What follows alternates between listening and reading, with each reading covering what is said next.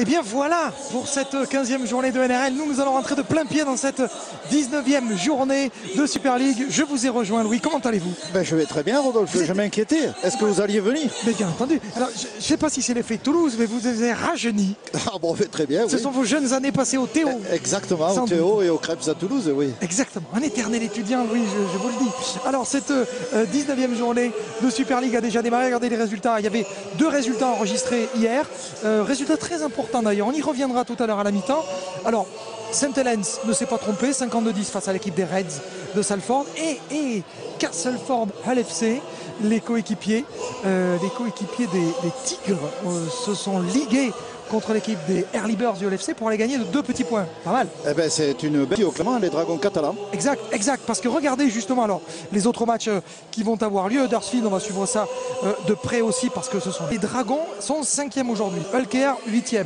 En cas de victoire aujourd'hui de l'équipe des Dragons, eh bien on pourrait voir des Dragons revenir à hauteur de Warrington lundi soir. Ça sera pas mal ça. C'est une opération importante que jouent les Dragons pour monter tout simplement dans le top 4.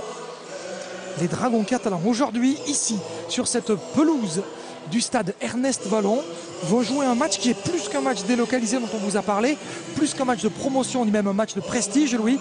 On a vu sur le classement que la victoire était indispensable et regardez la composition de Laurent Fressinous, un lundi long sur les Blanche et Fred Vacari aux ailes, Dupont-Millard au centre, la charnière Leon Price et Thomas Bosque.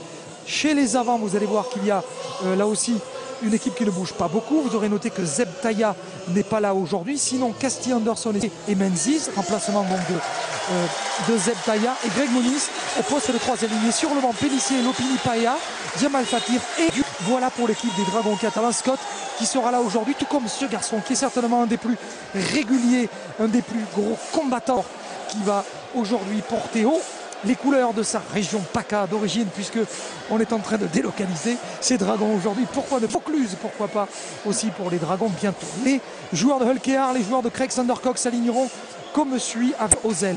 Attention à Sean Gleason, Liam Salter et surtout à Greg Eden, l'arrière. Ce garçon est formidable, il va très vite. Et la charnière, Louis, que vous craignez avec Dobson et l'année dernière.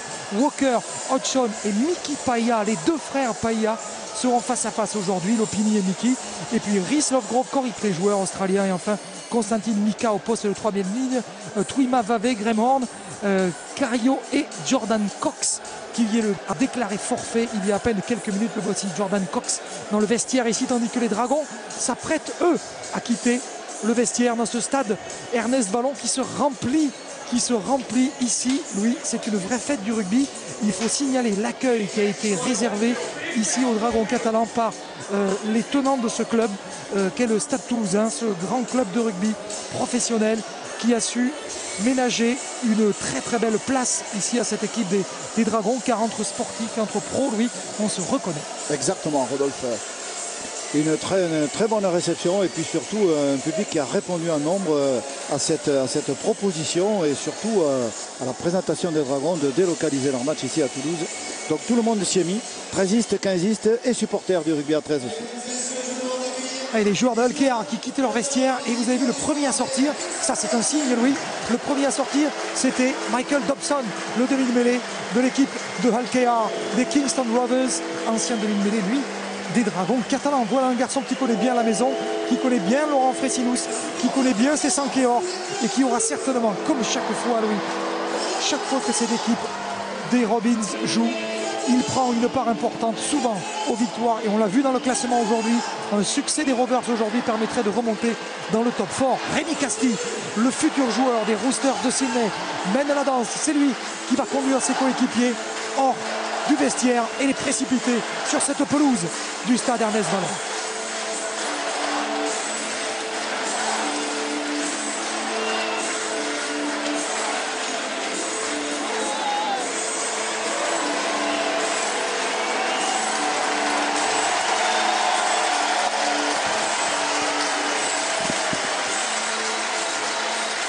Quelle accueil, Louis. Quel accueil qui est fait au Dragon. La mission est partiellement, dirons-nous, accomplie. Il ne reste plus qu'à gagner avant de démarrer ce match. Bien sûr, un petit tour sur le bord de la pelouse, retrouver Adèle, parce que vous avez marqué contre l'Australie, exactement là où vous êtes, quasiment. Bonjour Adèle.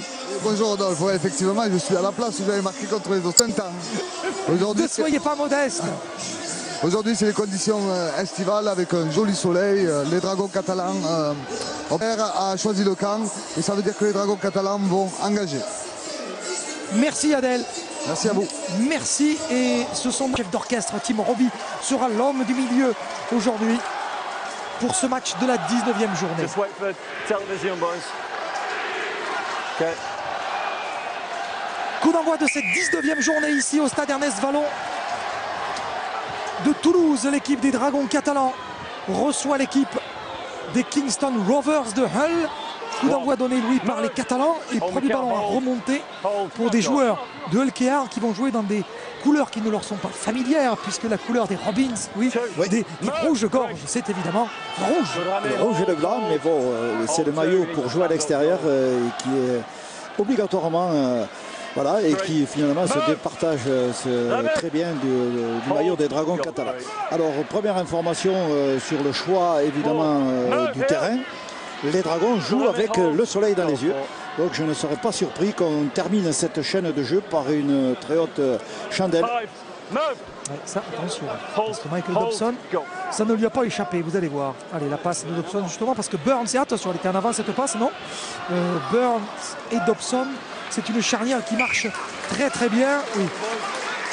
Ah ben voilà, non, Rodolphe, ils nous ont fait... on n'avait pas compté les tenues du côté de Hull. Ça chauffe d'entrée. Oui. Tiens. Qu'est-ce qui s'est passé? Ah, oui, là, Darren Millard, le doigt, ça y est. Il lui a remis le doigt en place. Effectivement, il s'est déboîté le doigt et ça a été remis de suite. De suite. Voilà. Ouais. Vous étiez juste devant, vous avez bien vu la manipulation. Voilà, juste devant moi. Ça fait toujours quelque chose. Give me some respect and listen, all right? Travis, come on, mate. Listen, I just spoke to him the same. 2 minutes in, nice and calm. Okay? So turn over there. Alors, petite explication de texte pour démarrer le match. Nous étions entre le 5e et le 6e tenue. Voilà, c'est parti. Allez, premier ballon d'attaque pour l'équipe des Dragons. Qu'est-ce qu'il a, Léon? Ben, Léon n'apprécie pas qu'on soit intervenu sur ce tenue. Voilà, donc il dit vous commencez mal, vous avez un très mauvais esprit. Donc je vais mettre ça au point, mais voilà, donc l'équipe de Hull a décidé de mettre la barre haut d'entrée. Voilà, et ce qui les avait conduits à la victoire la semaine dernière, ils ont fait tomber Huddersfield, le deuxième au classement. Par oui, que se passe-t-il? Oui, parce que la dernière sortie fracassante des joueurs de Hull, c'était la victoire face à l'équipe de Huddersfield, face aux Giants. Oui, une victoire qui s'est caractérisée par une entame de match extrêmement vive de la part de Hull, puisqu'il a été constaté que la rapidité avec laquelle il jouait les tenues, c'est la maîtrise qui a parlé, donc une victoire 35-28. Attention. Alors attention, la passe de Dobson, le ballon qui a été mal négocié, et les Dragons qui vont défendre avec la pression de Thomas Bosque. Coup de sifflet, monsieur Robbie. Bon, qu'est-ce qu'il a, monsieur Robbie? Ouais, mais je ne sais pas, il y a quelque chose. Voilà, il y a quelque chose qui quand même. Just come here, mate. Écoute, Remy. Remy. on va appeler Rémi. Remy. Mate, I'm getting told in my ear to stop the game. I don't know if it's television or what, but he's been telling me all through that set, so I'm just going to have to stop and find out what's going on. We're trying to find out. Yep. Right, Johnny, I'll go and talk to him. On va aller voir avec l'arbitre vidéo à TV. Sincèrement, je ne peux pas vous répondre. Moi, j'attends des explications. I'm getting told to stop the game, mate. I don't know if it's television. Timekeeper, the time's not going. Okay, we've got il y a a un problem. problème de- Let's carry on because I'm getting told to stop the game. Shall I do the same? I don't know. It's a French. It's Jean-Louis. I played the on and stopped timekeeper. it. Right. On va- Carry on. Do you want me to carry on? Je pense qu'il y a un problème de chrono. Oui, c'est ça. Étranger. What tackle is it, Pete? Oui, c'est un problème technique en fait. C'est ça. Oui, un problème de liaison, voilà, entre les arbitres. Okay, boys, it's good to go. 3. Tackle 3. Bon, alors, on a réglé le problème, C'est donc fait. Voilà. le match peut véritablement commencer. Là, pour le coup, c'est reparti. 4. C'est marrant, Louis, au début de... Oui, il n'y a aucun match c'est- qui ressemble à... Non, Ça voilà. tousse un petit peu, c'est vrai. Bon, 2. Le ballon est toutefois dans les mains des Dragons après 3 minutes. Le ballon avec Vincent Dupont. On avance. Ian Henderson. Derrière le tenu, Henderson qui va chercher la solution. Il a trouvé un peu d'air avec Michael Simon qui a libéré la balle. Bien joué. Henderson avec Escarré. Escarré sur la ligne des 40. Henderson. Thomas Bosque qui va croiser avec Rémi Castille. Bien Rémi. Rémi qui est passé. Attention Rémi qui a brisé le plaquage. Rémi qui est mis au sol. Bravo. Rémi Castille qui avait échappé au placard, 5e et dernier tenu. 5e et dernier. Thomas Bosque qui tape un petit coup de plomb au extérieur du pied. Joli. Le coup de pied pour laisser peut-être. Non. Ballon qui a été aplati. Dans la but, en play-on dit l'arbitre. Attention, il a dit jouer. Il a dit jouer l'arbitre. Il a dit jouer. Oh, tout le monde s'était arrêté. Aïe, aïe, aïe, il faut le rattraper. Allez, vas-y Fred, rattrape-le. Allez, Vakari. Allez. Il a repoussé. Dommage. Il a perdu Greg Eden. On va l'empêcher d'aller marquer entre les poteaux. C'est un essai marqué. Oh, quel coup de poignard et quelle action incroyable. Ah, Louis, c'est un match complètement fou qui a démarré de façon complètement folle. Vous parliez de cette voiture qui tout sautait. Et bien là, Louis, cette voiture, pour l'instant, vient de piquer une accélération terrible dans la but des Dragons. Alors là, Rodolphe, on a quand même demandé la vidéo sur cet essai pour savoir exactement. Un ballon qui a été touché par un joueur de L, repris par un joueur de Valais dans un but. Alors bon, dans la phase de l'essai, la percée, le retour de Vakari qui se fait rafouter, se fait ce coup de pied.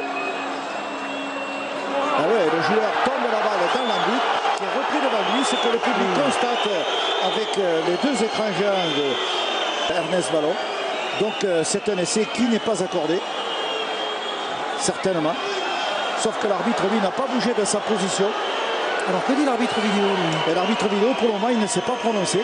Donc tout le public a vu que le joueur a tombé la balle devant lui, qu'elle est reprise dans la but par un joueur qui est situé devant lui. Donc a priori, cet essai ne serait pas accordé. Ne sera pas accordé. Oui, mais c'est clair, Rodolphe, c'est clair. Voilà. Donc, cet essai ne peut pas être accordé. Qu'est-ce que c'est que ce début de match, lui? C'est un match qui commence un peu à l'envers. Commence dans la confusion. J'ai l'impression que cet arbitre... Qu'est-ce qui vous fait dire ça, Adèle? Parce que j'ai l'impression qu'il manque un peu l'expérience. Parce que cet arbitre, je l'ai jamais... mais... Non, mais qui a quand même... Bon. Qui a quand même de l'expérience. Oui, on l'a pas mis là. Il a de l'expérience, mais oui. Cela dit, j'ai l'impression que, la communication n'est pas de l'essai. Oh là là. Alors, l'arbitre vidéo, parce que c'est finalement sur ces vidéos, la vidéo, il dit que l'essai est accordé. Donc, voilà. Une contre-attaque de 100 mètres. Alors, le public gronde parce qu'il n'est pas content. Il a pu se rendre compte qu'il est commise au départ. Oui. Et en fait, écoute, si on écoute attentivement ce que dit l'arbitre vidéo, lui signale que Michael Dobson a laissé échapper le ballon, mais en arrière. Oui, non, mais ça, faire en arrière, ça dépend de quel côté on voit l'arrière.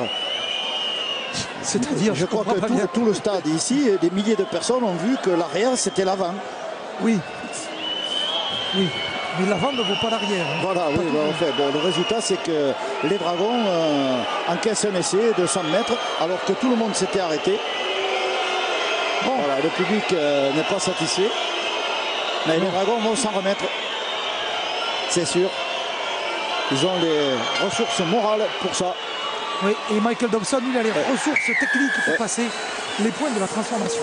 Alors là, je suis un peu interdit, Louis, je ne sais pas quoi penser. Non, mais il n'y a rien à penser, Rodolphe, il y a à prendre les choses comme elles viennent parce qu'on ne peut rien changer. Sauf qu'il faut jouer au sifflet. Voilà, il faut jouer au sifflet, c'est exactement ça. Et puis Vakari qui s'est fait quand même rafuter, qui avait réussi à revenir, il avait fait le plus dur. Et là, vous voyez comment le porteur de balle s'appuie sur lui, il le repousse et ça lui donne un peu plus d'accélération. Donc Vakari, seul à la lutte avec le porteur de la balle, est battu. Je vous disais que Greg Eden était un homme dangereux. Oui, mais ça on le sait. Il y en a deux, Burns qui est en grande forme. Mickey Paya, pour l'instant il ne joue pas encore contre son frère. Quand les deux frères seront sur la pelouse, ça va être intéressant. On va voir ce qui va se passer derrière. Est-ce qu'ils vont essayer de se trouver les deux?